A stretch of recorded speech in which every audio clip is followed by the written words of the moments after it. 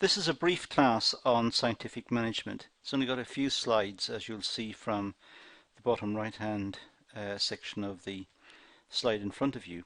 It's just got 8 slides to do. The purpose of this particular video is just to bring back to mind the nature of scientific management and perhaps get you to go back and look at more detailed videos of the subject, in particular looking at the criticisms of scientific management, because this particular video will emphasize what it is rather than taking a very critical view of it. So it's important that you look at the other material as well, but this is just a quick snapshot picture of scientific management. It was introduced by Frederick Taylor, and he was trying to explain employees' motivations. So this is Taylor's view of motivation. He believed that employees are like robots who can increase production if programmed efficiently. So it's taken a very mechanistic view of working life, that people work for money and they need to be shown what to do, and they need to be watched and in a sense not trusted, because they need to be acculturated into the business. They need to know what the purpose of the business is and then get on with it.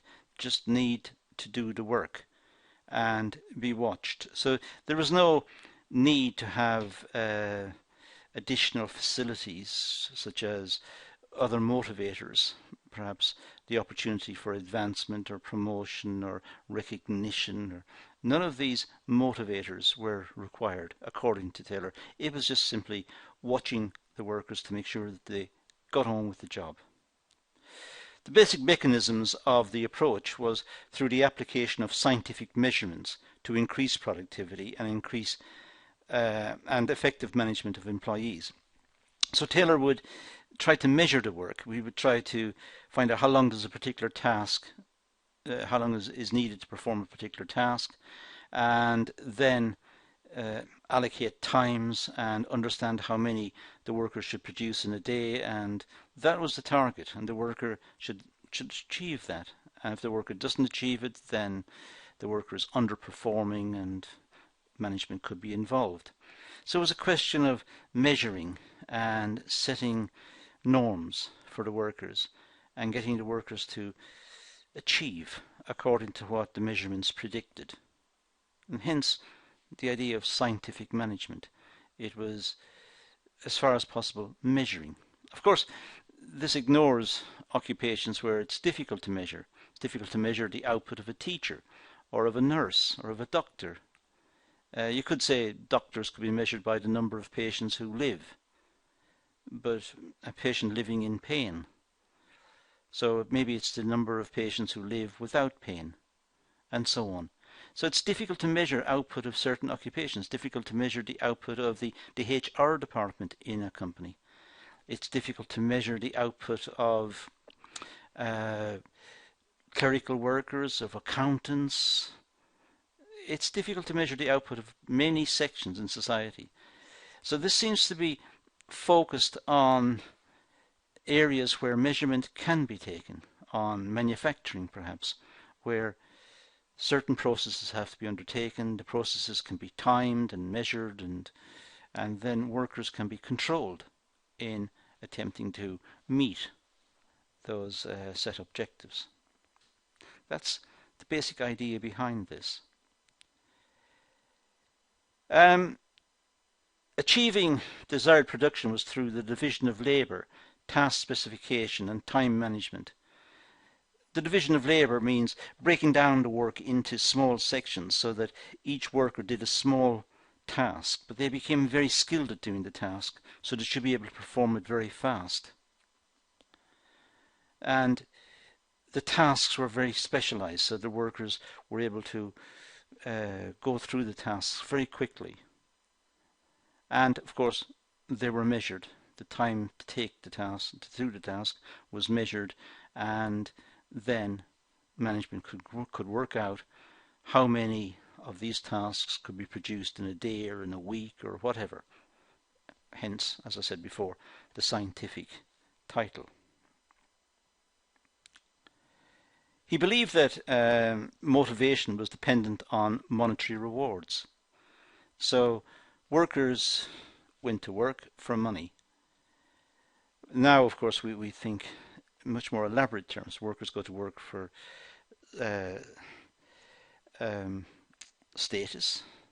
They go to work for the pleasure of getting out of the house and being involved and have another aspect of their life and to socialize with their colleagues at work. And so we see work now in a much bigger picture. But back when Taylor was writing, many people, not just Taylor, saw work as almost a necessary evil. It was something that people did, and they did it for money. So that's what motivated the workers. So it was a question of understanding what the workers were bringing to the organization in terms of their labor, their skills, and their ability to meet the targets that were measured and set.